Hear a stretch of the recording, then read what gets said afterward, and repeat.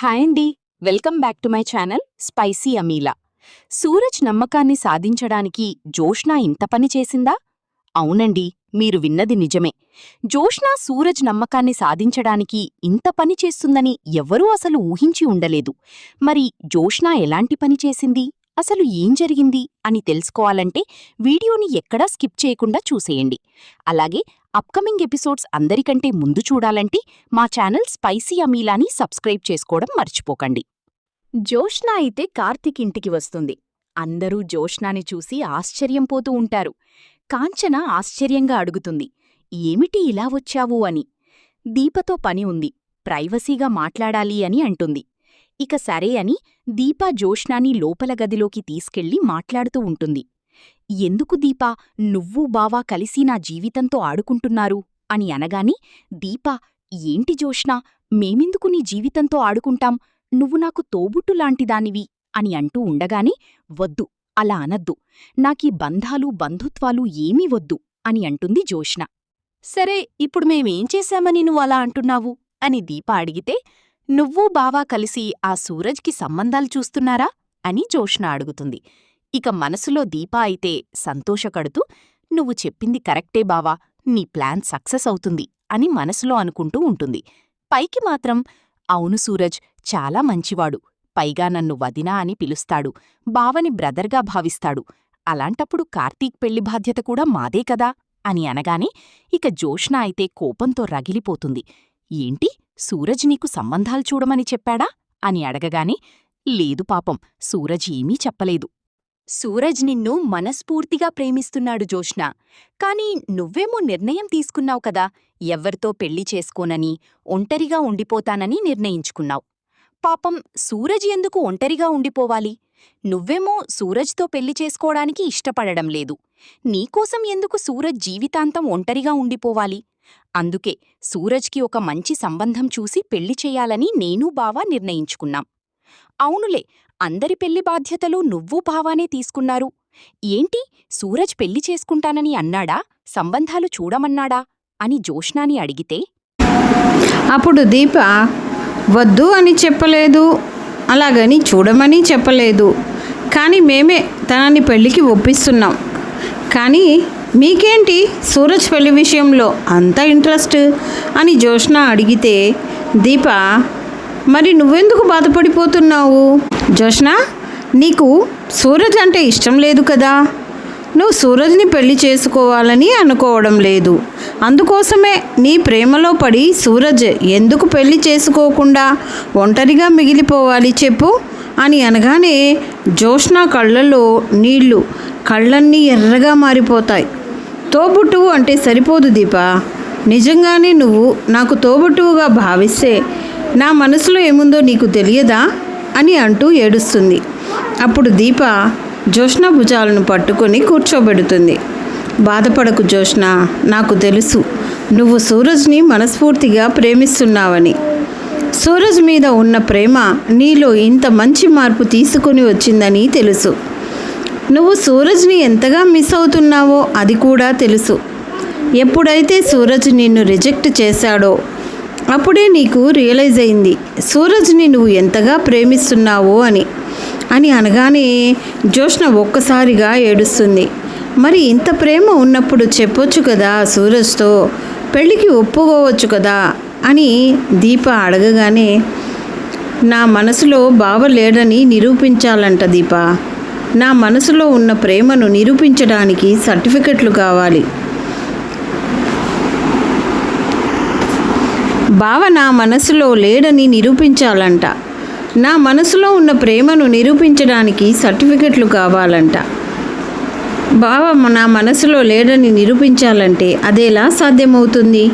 నా మనసులో ఇప్పుడు బావ లేడు అన్న సంగతి నీకు కూడా తెలుసు కదా దీప అంటూ ఏడుస్తుంది. అప్పుడు దీప, అవును జోష్న, మాకు తెలుసు ఇప్పుడు నీ మనసులో బావ లేడని, అందుకే చిన్నప్పటి నుంచి బావ నీకు ఇచ్చిన గిఫ్ట్లన్నీ కూడా తిరిగిచ్చేశావు, అది సూరజ్ కూడా చూశాడు అని అంటూ ఉండగానే వెంటనే జోష్న, కానీ నమ్మలేదు కదా, వస్తువులు తిరిగి ఇచ్చినంత మాత్రాన మనసులో ఉన్న మనిషిని తీసేసినట్టు కాదు కదా అని అంటాడు.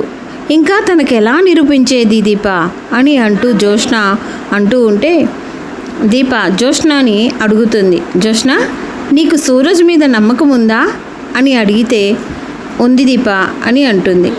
జోష్న, మనస్ఫూర్తిగా సూరజ్ నిన్ను ప్రేమిస్తున్నాడని నమ్ముతున్నావా అని దీప అడిగితే నమ్ముతున్నాను అని అంటుంది. జోష్న, మరి నీకు సూరజ్ మీద నమ్మకం ఎలా కలిగింది? సూరజ్ని నువ్వు పెళ్లి చేసుకోవడానికి ఇష్టపడని నువ్వు సూరజ్ నిన్ను మనస్ఫూర్తిగా ప్రేమిస్తున్నాడని ఎలా నమ్ముతున్నావు అని దీప అడిగితే ఏమో తెలియదు దీప, కానీ నాకు పూర్తి నమ్మకం ఉంది మనస్ఫూర్తిగా సూరజ్ నన్ను ప్రేమిస్తున్నాడని. సూరజ్ మీద నమ్మకం ఉంది, సూరజ్ ప్రేమ మీద పూర్తిగా నమ్మకం ఉంది. అదే జోష్న నేను కూడా చెప్పేది. సూరజ్ నీలో ఆ నమ్మకాన్ని ఏ విధంగా కలిగించాడో నువ్వు కూడా సూరజ్ మనసులో అదే నమ్మకాన్ని కలిగించాలి. నువ్వు ఎంతగా ఇష్టపడుతున్నావో, ఎంతగా ప్రేమిస్తున్నావో ఆ ప్రేమని సూరజ్ అర్థం చేసుకోగలిగేలా, నీ ప్రేమ మీద సూరజ్కి పూర్తిగా నమ్మకం కలిగేలా చేయాలి.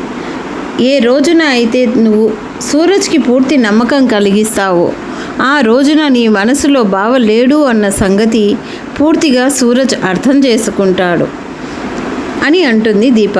మరి ఎలా నమ్మించేది, ఎలా నిరూపించేది అంటూ జోష్న అడిగితే అది నీ ప్రాబ్లం. సూరజ్ ఏ విధంగా అయితే నీలో నమ్మకం కలిగించాడో అదే విధంగా సూరజ్కి నమ్మకం కలిగించు. మీలో దాగిన ఈ ప్రేమను బయటికి తీసుకురావడానికి నేను బావ కలిసి నాటకం చేశాం. నేను చెప్పాను కదా జోష్న, నేను నీకు తోబుట్టు లాంటి దానిని అని, నీ మంచి కోరుకుంటాను అని అంటుంది. సరే, నువ్వు ఇప్పుడే ఈ క్షణం నుంచే సూరజ్కి ఎలా నమ్మకం కలిగించాలో ఆ విషయాన్ని ఆలోచించు అని ధైర్యం ఇస్తుంది. ఇదంతా కార్తిక్ చాటుగా ఉండి దీపా జోష్నల మాటలు వింటూ ఉంటాడు. ఇక జోష్న, ఐఎమ్ సారీ దీప, కోపంలో ఏదేదో అనేశాను అని అనగానే పర్వాలేదులే జోష్న, నువ్వేమీ పరాయిదానివి కాదు కదా, నీ సంతోషమే మాకు ముఖ్యం. నీకు సూరజ్తో పెళ్లి చేసే బాధ్యత మాది. నేను బావ సుమిత్రమ్మ గారికి మాటిచ్చాం, త్వరలోనే ఆ మాటని నిలబెట్టుకోపోతున్నామని తెలుస్తుంది అని అంటుంది. అసలు ఏంటి, ఏం మాట్లాడాలని అనుకుంటుంది జోష్న అని చెప్పేసి శ్రీధర్ అంటూ ఉంటాడు కాంచనతో.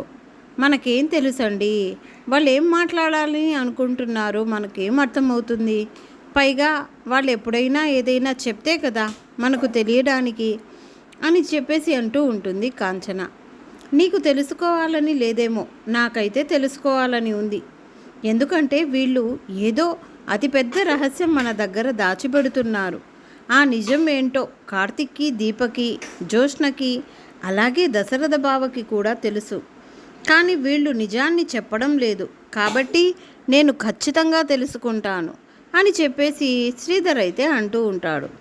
అలాగే వాళ్ళ వెనకాల వెళ్ళి మాటలు వినడానికైతే శ్రీధర్ ట్రై చేస్తూ ఉంటాడు. ఇదిలా ఉండగా జోష్న తన గురించి మాట్లాడిన మాటలన్నీ సూరజ్ గుర్తు చేసుకుంటూ ఉంటాడు. అలా సూరజ్ తన వైపు మాట్లాడిన జోష్నలో మార్పు వచ్చిందనే విషయమైతే అర్థం చేసుకుంటాడు. కానీ అంత వెంటనే సూరజ్ బయటపడకూడదు. జోష్నలో మరింత మార్పు రావాలి, తను మంచి మనసుతో ఆలోచించాలి అని చెప్పేసి సూరజ్ నిర్ణయించుకుంటాడు. ఈలోగానే ఇక్కడైతే ఇక అడుగుతూ ఉంటాడు దశరథని శివనారాయణ అయితే. దశరథ, మన జోష్నలో చాలా మార్పు అయితే కనిపిస్తుంది. నిజంగా ఈ మార్పు చాలా సంతోషాన్ని ఇస్తుంది. అవును నాన్న, నాకు అలాగే అనిపిస్తుంది. ఒకప్పుడు జోష్న వేరు, ఇప్పుడు జోష్న వేరు. సూరజ్ ప్రేమను దక్కించుకోవడానికి తను చాలా ప్రయత్నాలు చేస్తుంది. సూరజ్ కోసమే బ్రతకాలని తను ఆలోచిస్తుందని మనకు క్లియర్గా అర్థమైపోతా ఉంది నాన్న. అసలు ఇక్కడ దక్షిణామూర్తికి, మాలినికి తను చెప్పిన సమాధానం వింటేనే ఆశ్చర్యం కలుగుతుంది. నిజంగా దశరథ, అసలు జోష్న ఇలా ఎప్పుడూ మాట్లాడుతుందని అస్సలు ఊహించలేదు. అలాంటి జోష్న సూరజ్ని ముందు అనాథ, నేను చేసుకోను అన్న జోష్న ఇప్పుడు సూరజ్ మనసు గురించి, మంచితనం గురించి మాట్లాడుతుంది అంటే అసలు మన జోష్నలో ఎంత మార్పు వచ్చిందో మన కళ్ళ ముందే కనిపిస్తుంది.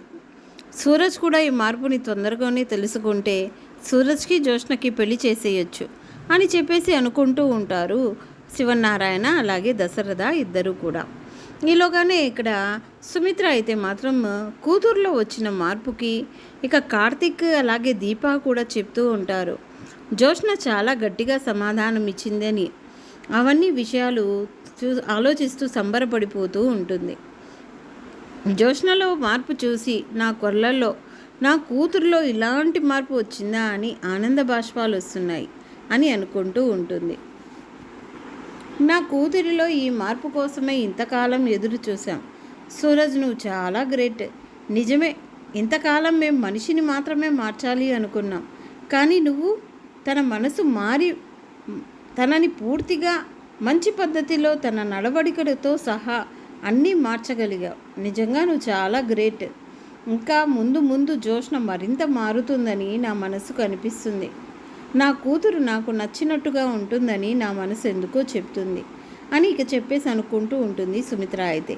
ఈలోగానే ఇక్కడైతే మాత్రం జోష్న కార్తీక్ దీపతో మాట్లాడుకుంటూ ఉంటారు కదా. శ్రీధర్ అయితే వాళ్ళ మాటలని వినాలని నిర్ణయించుకుంటాడు.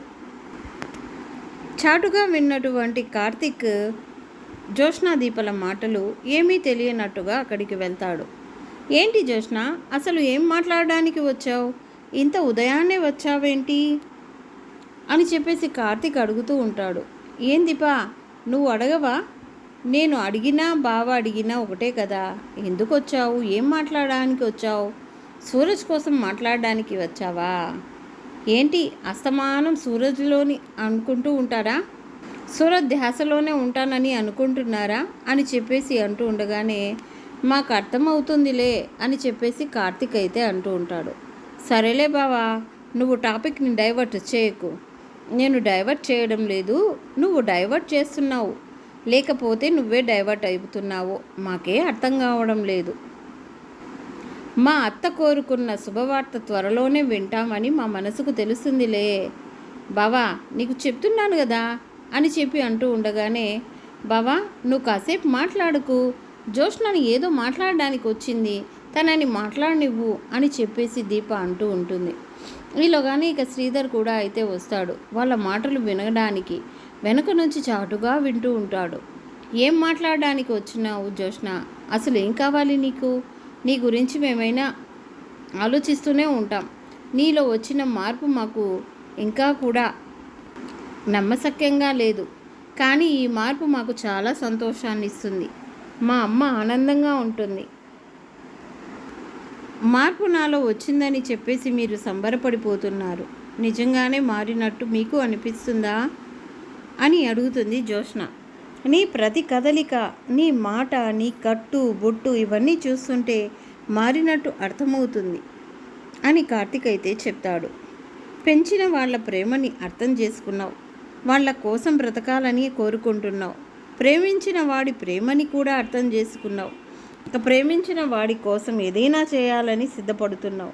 ఇంతకు మించిన మార్పు ఏముంటుంది ఇంకొకటి అని కార్తీక్ అడుగుతూ ఉండగానే ఇంకొకటి కూడా ఉంది బావా అని అంటుంది. అందులో మారితేనే కదా నేను పూర్తిగా మంచి మనిషిగా మారినట్టు. సూరజ్ చెప్పినట్టుగా నేను మారాలి అంటే ముఖ్యమైన విషయంలో నా స్వార్థాన్ని వదిలివేయాలి.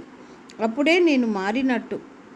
ఏం మాట్లాడుతున్నావు జోష్న అని దీప అడుగుతుంది. అవును దీప, ఈ ఇంటి అసలు వారసురాలు దశరథ సుమిత్రల సొంత కూతురు నేను కాదు, నేను దాసు కూతుర్ని అని చెప్పేసి జోష్న అనేసరికి ఒక్కసారిగా ఆ మాటలు విన్న శ్రీధర్ అయితే షాక్ అయిపోతాడు.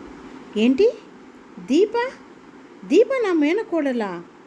జోష్న దాసు కూతురా అని చెప్పి ఆశ్చర్యంగా చూస్తూ ఉండిపోతాడు. ఇప్పుడు ఇదంతా ఎందుకు ఇక్కడ? ఎవరైనా వింటే మళ్ళీ లేనిపోని తలనొప్పులు వస్తాయి అని కార్తీక్ అంటాడు. లేదు బావా, నన్ను మాట్లాడనివ్వు. దీపను ఆ ఇంటి వారసురాలుగా తీసుకువెళ్ళి మా గ్రాని చేసిన తప్పుని బయటపెట్టాలని అనుకుంటున్నాను. అప్పుడే కదా నేను పూర్తిగా మారానని అందరికన్నా ముఖ్యంగా మీరు నమ్మగలిగేది. మీరు నమ్మాలి.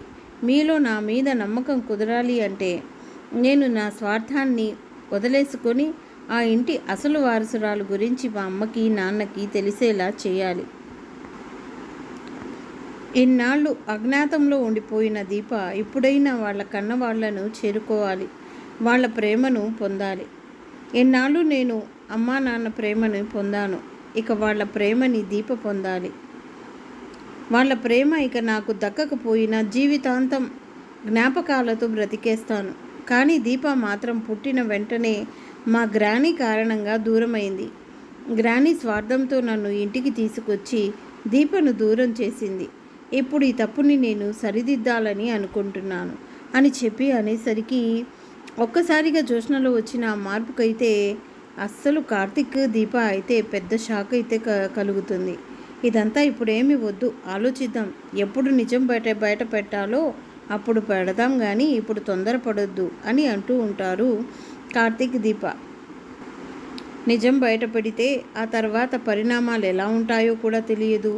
పరిణామాలేంటి, అందులో పరిస్థితులేంటి, ఇప్పుడు నిజం బయట పెట్టాలి అని అంటుంది ఒకవైపు అయితే జోష్న. తొందరపడకు జోష్న, నిజం బయట పెట్టే సమయం వచ్చినప్పుడు మనం ఎవరం చెప్పినా చెప్పకపోయినా ఆ నిజం దానంతట అదే బయటకు వచ్చేస్తుంది అని చెప్పేసి కార్తిక్ దీప చెప్తూ ఉంటారు. ఈలోగానే ఈ మాటలన్నీ వినేసిన శ్రీధర్కి అయితే అస్సలు రహస్యం అయితే తెలిసిపోతుంది. ఇక పారిజాతం చేసిన కుట్ర, జోష్న ఆలోచన, అలాగే దీప కార్తిక్ ఆ ఇంటి వాళ్ళన్న విషయం తెలుసుకునేసరికి ఒక్కసారిగా షాక్ అయిపోతాడు శ్రీధర్. కాంచనా కాంచనా, చాలా పెద్ద అన్యాయం జరిగిపోయింది అని అంటాడు. ఏంటండి, ఏంటి అన్యాయం, అసలు ఇంట్లో ఏం జరుగుతుంది అని కాంచన అడుగుతూ ఉంటే, నేను ఇంట్లో ఉంటుంది ఎవరు అనుకుంటున్నావు? మీ అన్నయ్యకి ఇచ్చిన మాట అస్సలు తప్పలేదు. నువ్వు ఏం మాట్లాడుతున్నారండి, నాకేం అస్సలు అర్థం కావడం లేదు అంటుంది కాంచన. నువ్వు ఏ మాట ఇచ్చినావో, నీ కోడల్ని చేసుకుంటానని నువ్వు ఇచ్చినటువంటి మాట నిజంగా జరిగింది. ఏమిటండి, నా కోడలు నా కోడలు ఎలా అయింది అని చెప్పి అంటూ ఉండగానే, అదే దీప ఎవరని అనుకుంటున్నావు? నీ మేనకోడలు, దశరథ బావ సుమిత్ర చెల్లమ్మ కన్న కూతురు అని చెప్పేసరికి ఒక్కసారిగా కాంచన అయితే షాక్ అయిపోతుంది.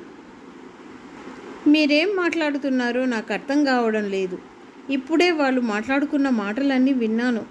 జోష్న దాసు కూతురంట. పుట్టగానే పిన్ని పారిజాతం పిన్ని తన స్వార్థం కోసం జోష్నాని మార్చి దీపని బస్టాండ్లో వదిలేయించేసిందంట. దీప స్థానంలో జోష్నాని పెట్టి ఈ ఇంటి కూతురుగా మార్చిందంట అని అంటూ ఉండగానే ఇంకా కాంచనకైతే పెద్ద షాక్ అయితే కలుగుతుంది. ఒక్కసారిగా నిర్ఘాంతురాలైపోయి ఉండిపోతుంది కాంచన అయితే. తన అన్నయ్యకి ఇచ్చిన మాట తప్పలేదు, తన ఇంటి కోడలుగా వచ్చింది తన మేనకోడలే అని తెలుసుకొని చాలా సంతోషపడుతుంది. కానీ పారిజాతం ఎంత అన్యాయం చేసిందో తెలుసుకునేసరికి ఒక్కసారిగా కాంచనకైతే పెద్ద షాక్ అయితే కలుగుతుంది. ఈ విధంగా కాంచన శ్రీధర్ ద్వారా దీప విషయం అయితే బయటపడిపోతుంది. ఇక దీప గురించి ఇంట్లో వాళ్ళు తెలుసుకోవాలి. ఇక కాంచన ద్వారా దీప అసలు వారసురాలన్న విషయం బయటపడాలని మీరు కూడా కోరుకుంటున్నారా? అయితే వీడియోని తప్పకుండా లైక్ చేసేయండి. మా వీడియో కనుక మీకు నచ్చితే వెంటనే లైక్ చేసి మా ఛానల్ని సబ్స్క్రైబ్ చేసుకోండి. నెక్స్ట్ ఎపిసోడ్ కోసం మా ఛానల్ని సబ్స్క్రైబ్ చేసుకోవడం మర్చిపోకండి. Thanks for watching.